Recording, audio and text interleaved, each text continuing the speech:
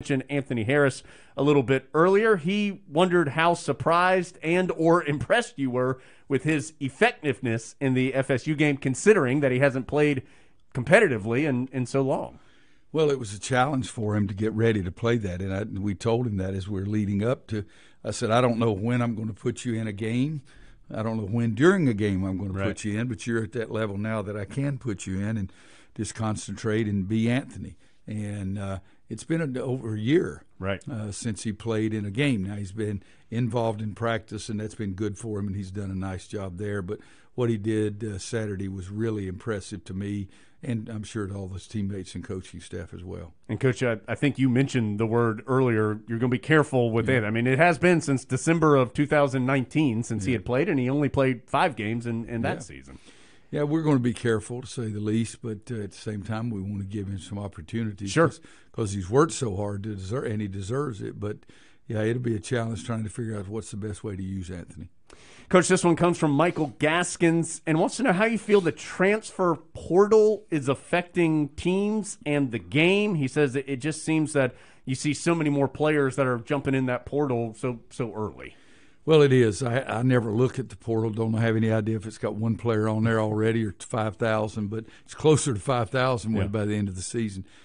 You know, I have torn feelings about it. I think, kids should be able to have that right, but also that I invest for a kid thinking I'm going to have him as long as he's going to play college basketball. Right. And, we invest the time and the money, yes, but it's a personal investment with me.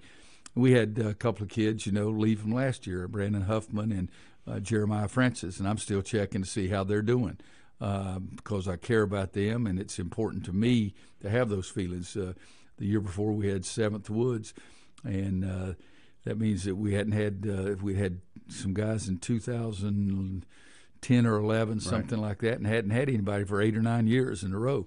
At one point, we were the only team in the country that had not had a transfer in a 3-year period, and we stretched it all the way up to 8 or 9 years. So guys generally get here and like it. So I feel bad about them. I also believe that you make a judgment that you're going to be in, and I mean all in. I'm committed to you, and I expect them to be committed to me. It's hard to do that to your teammates and to leave, and yet the biggest thing is that people are giving advice, and I guess that I believe if things are tough, then get better.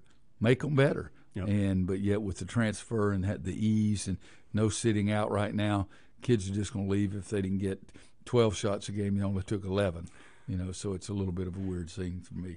Last one, Coach. This comes from Ryan. He says he saw that Nasir Little had a lengthy battle with COVID and just recently returned in the last week or so. He was just wondering if you had spoken to Nasir at all or knew how he was doing. Yeah, I spoke to Nasir. It's been a little longer than a week or so. I spoke to him. He was already back practicing, but the last time I talked to him was probably, I'm going to think 3 weeks ago. He did have a difficult time with it. It was very uncomfortable for several days for him, but he says when I talked to him, said he felt really good. He's been at least one game recently I saw that he got in, but I check the box scores, as I said, every night. Coach, after this break, folks listening are going to hear an interview with Andrew Platek. Adam Lucas and I had a chance to speak with Andrew, and in his senior year is finding a way to seemingly help your team in a lot of different ways when he's coming in and try to provide a little bit of a steadying force as an older player. Andrew is an unusual young man in a positive way and a negative way. That's just who he is. He's like all kids. I love him to death, and he's very competitive. He's a very hard worker. Sometimes he's his own worst enemy. He has an ability to shoot the ball, and he has an ability to defend, and yet sometimes he has an ability for me to say, why would you even think about doing that? But that's who he is. And, you go back to the second game of the year, I guess, against UNLV. I mean, they have us, 16-0 or 13-0, something like that. And Andrew got us back in the game immediately with his offense. But he's done some good things defensively for us as well, and I'm happy that it seems to be going well for him. I just need it to go better. Sure. Because if he plays better and does better things, we're going to be better off. So you'll hear that conversation with Andrew after this break. Coach will rejoin us for the final segment of the show. We'll preview Wake Forest. All that coming up on the Roy Williams Show from Learfield, IMG College.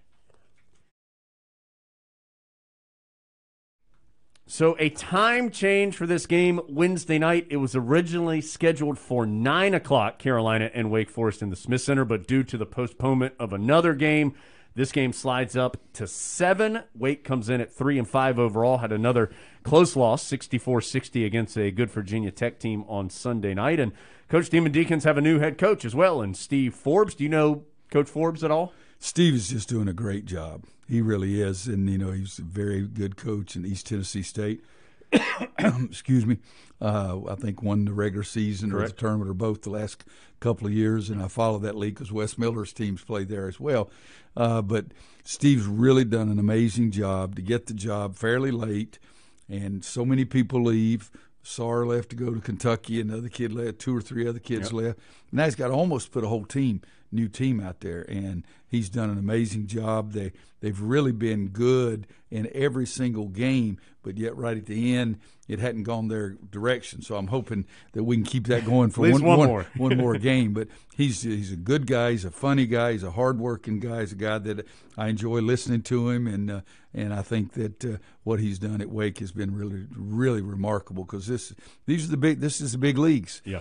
And to put a team like that, and they've been competitive in every game they've played. Tough year to be a first-year head coach, too, with all the different stuff you're trying to deal with. Coach, also, not that any stretch isn't important, but 2 home games at least scheduled right now for the Tar Heels feels like a big week for your team. Well, it is. We've got to step up and play well, try to protect our home court. We've got 1 road win, but we'd like to get a lot more, but we need to protect our home court. So that's 7 o'clock Wednesday night, Carolina Wake Forest, and at least scheduled right now is another game with NC State Saturday at 2. That would be this weekend in the Smith Center as well. Coach, it's always great to see you. Thanks for your time, and look forward to speaking with you next week. Okay, Jones. Everybody have a great day and stay healthy.